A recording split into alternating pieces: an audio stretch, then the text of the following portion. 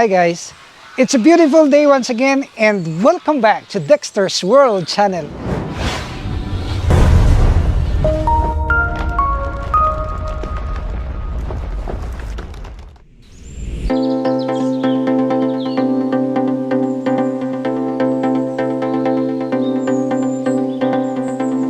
Today's video, allow me to make an update about our Azolla plantation. And in the later part of this video, we're gonna make an update about our duck farm. As you all know, we already have produced plenty of these ducklings, and we will now integrate or mix this second batch of our ducklings to the first batch, and we will make an update how we're gonna do these things. So for now, allow me to just mention to you the plantation of our Azolla. Well, in our past videos, we told you that this Azolla can help us curb to the lowest level our expenses for this food of the chickens. And we also have made an effort of constructing these boxes for our Azolla.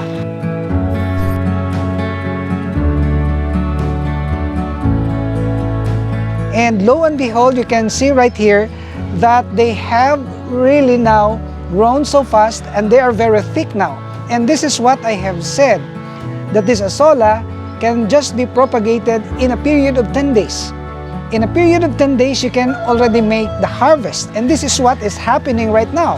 What we will do is we will show you how this is gonna be fed to our chickens. Because we are regularly doing this, and since from the time that we have used this Azolla, we already have cut up to 50% of our expenses for the food alone. I would like to encourage you to do the same, because these things, the Azolla, the Madre de Agua, the duckweeds, the snails, and all other food like this Mombasa grass are the bread and butter of this farm. And in our future videos, I am very confident that we're gonna be able to show you the success of this farm by means of outsourcing food, natural food that can just be gathered in the surroundings. So come on, we will do the harvest and we will demonstrate to you how we're gonna feed this one to our chickens.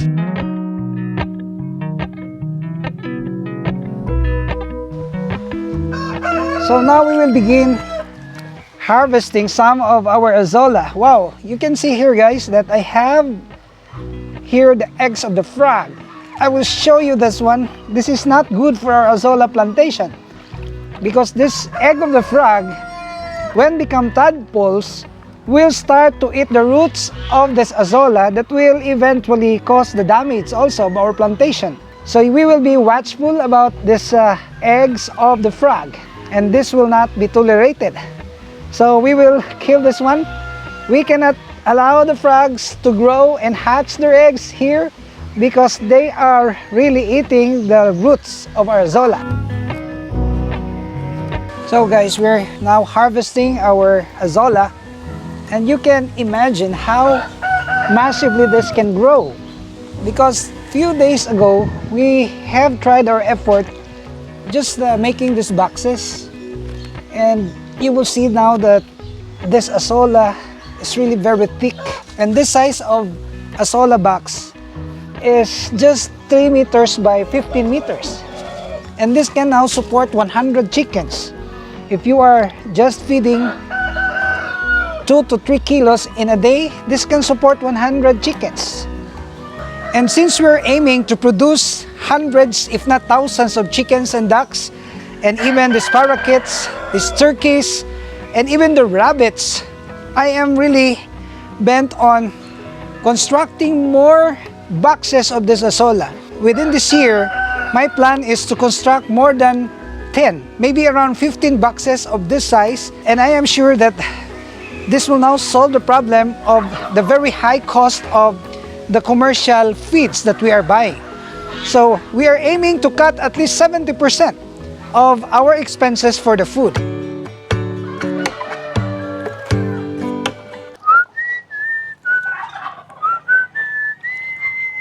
And guys, you will see that we have this 4 pails filled with Azolla. And you will see that as if nothing happened, as if nothing was taken out from the tank.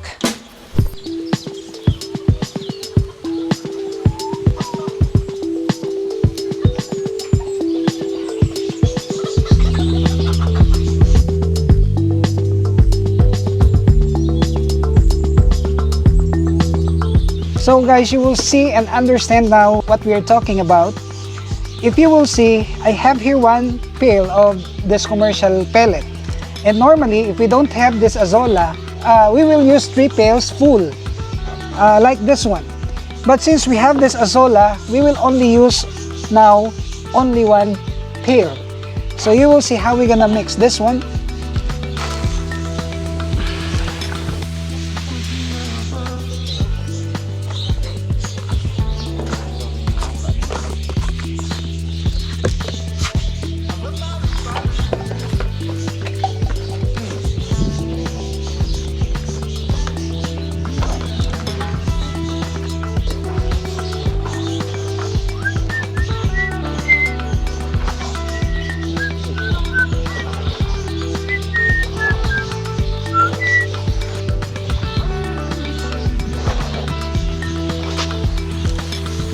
So since we already have mixed this one, this is the finished product, we will now begin to feed our chickens. Come on. We will put this here and then we will bring this to the pen. And Nonong and Merlin, of course, will help me.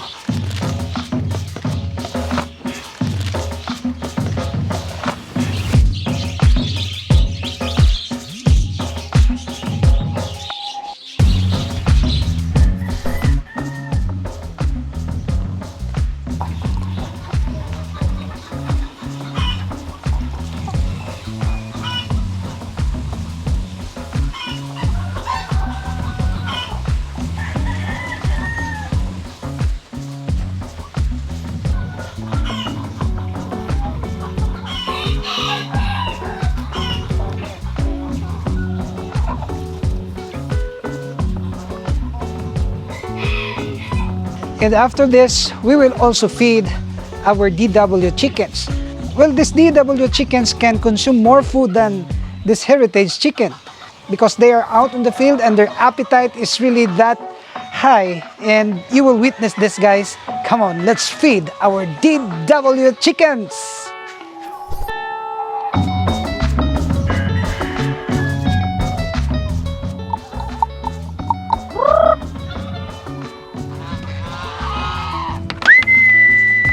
So we will feed our DW chickens.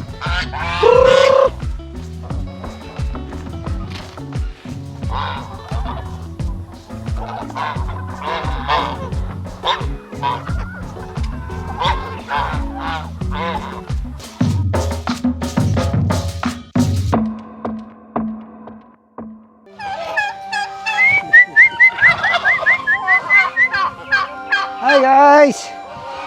You will eat again. We will wait for Kuya Nonong. So these are our roosters. They're here actually reserved for the next breeding season. And their schedule to the breeding pen is actually rotational. See that? How they are longing for this food. Pedro!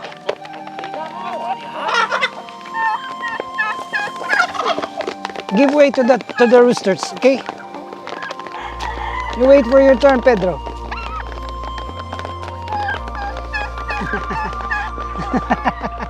Okay, go. Eat.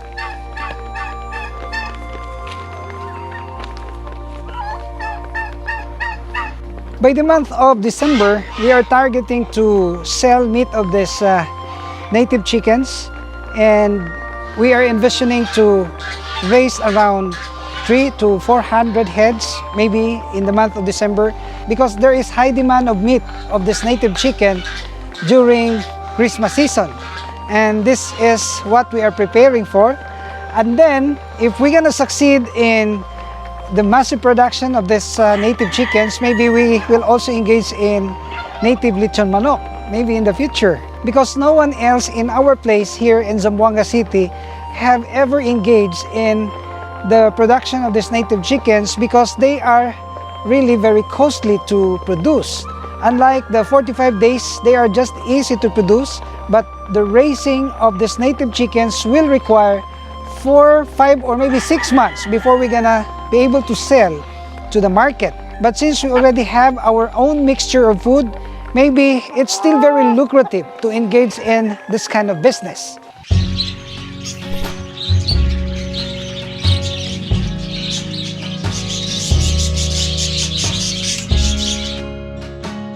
And guys, maybe you will ask, Dexter, can this be fed also to the parakeets? Well, the answer is yes. This can also be fed to the parakeets. In fact, I am feeding them regularly with this Azolla because this has high protein for our parakeets. And as what I have observed, giving Azolla, Madre de Agua, and other vegetables like this water spinach are really best for the production of parakeets. They will lay eggs and hatch their chicks, and their chicks will grow, and you can massively produce in just a short period of time. You will see that our parakeets is close to 100 heads now. We only started around 48 or maybe less, but now they are close to 100, and there are still plenty of chicks right here inside in these nest boxes. So this is actually massively produced now, and you will see that they will eat this very quickly.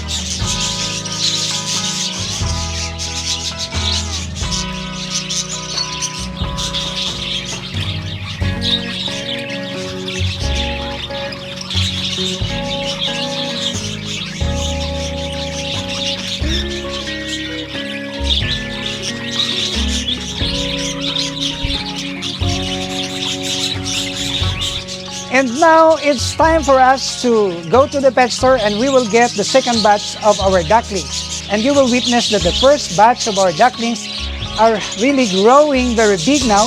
They have grown so fast, and this can be attributed to the kind of food that we are giving to them. The Azolla, Madre de Agua, and even the mix of this water spinach. So come on, let's go to the pet store and we will get the second batch of our ducklings.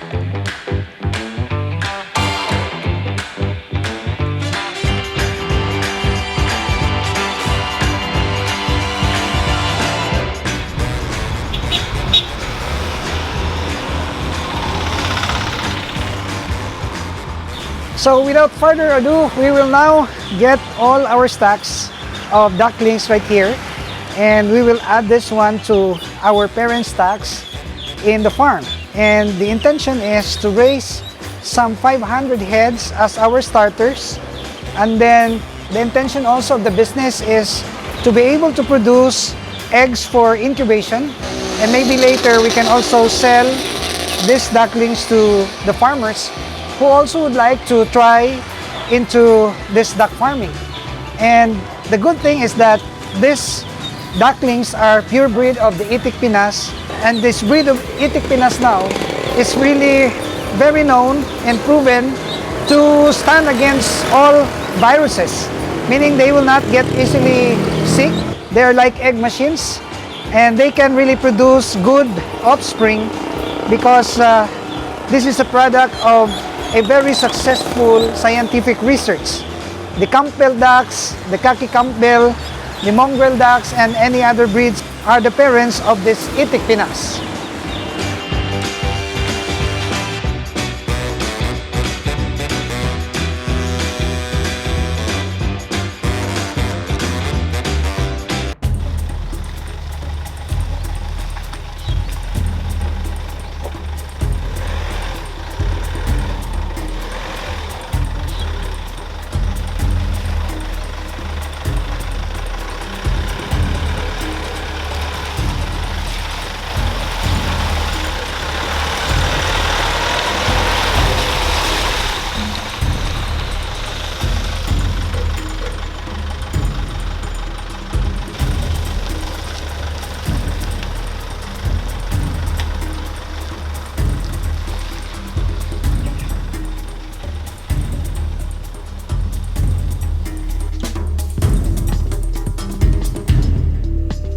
And praise God, we are finally here, and the road going here is so muddy, but still we were able to manage, and we were able to come here very safely.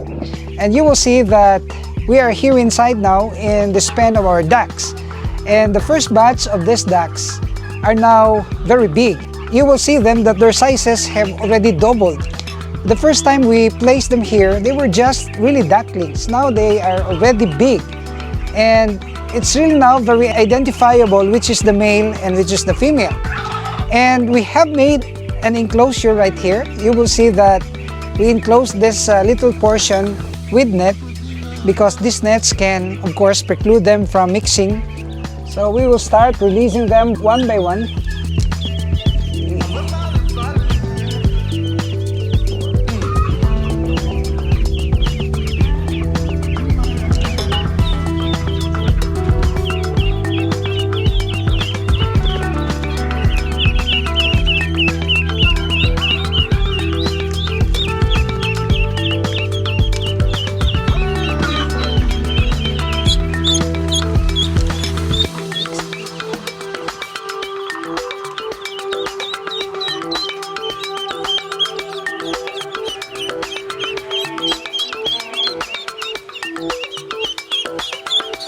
So guys, these are all the things that we can share. I hope you will still continue to like and share our videos.